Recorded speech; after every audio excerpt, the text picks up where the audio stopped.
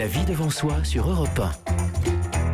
Isabelle Quenin. Chaque jour, il vous faut patienter jusqu'à la fin de l'émission pour écouter sa chronique. Et ça tombe bien parce que, Anne Cazobon, aujourd'hui, votre chronique, c'est l'impatience. Oh oui, namasté, peut-être que vous êtes comme moi, que de temps en temps vous trépignez d'impatience quand ça ne va pas assez vite pour vous, dans votre vie, dans votre évolution personnelle, professionnelle, amoureuse, physique, spirituelle même.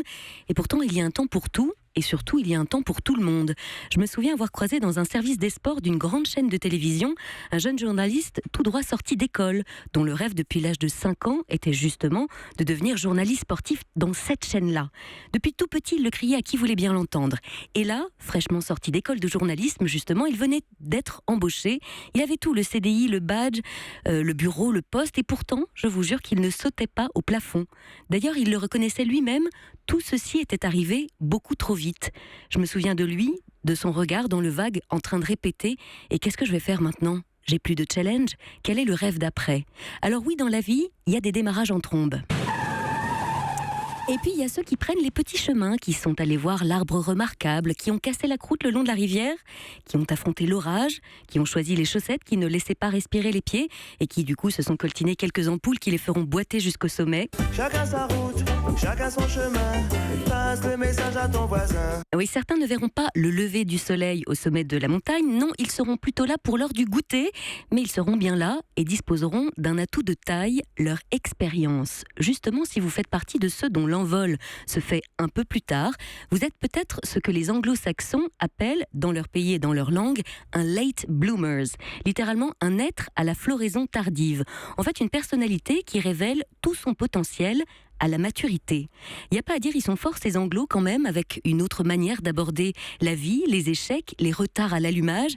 Ils reconnaissent donc et valorisent ces profils qui réalisent leur destin, innovent, explosent de créativité à leur moment et presque mieux que les autres car ils profitent de leur chemin initiatique.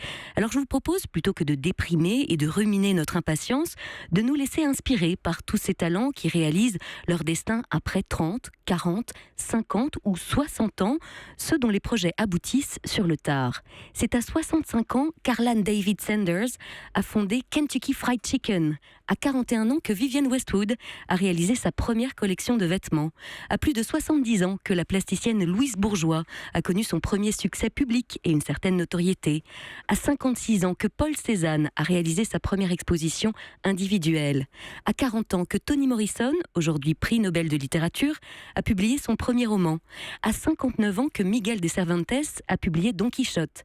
Et à 45 ans que l'actrice Hélène Mirren a décroché pour la première fois un rôle dans un film avant d'obtenir un Oscar à 61 ans. Quant au maître de l'estampe japonaise, Hokusai, tout ce qu'il avait produit avant l'âge de 70 ans, disait-il, ne valait pas la peine d'être compté. Alors vous voyez bien, il n'est jamais trop tard pour enfin être soi. Merci Anne, on se retrouve demain. Europe 1.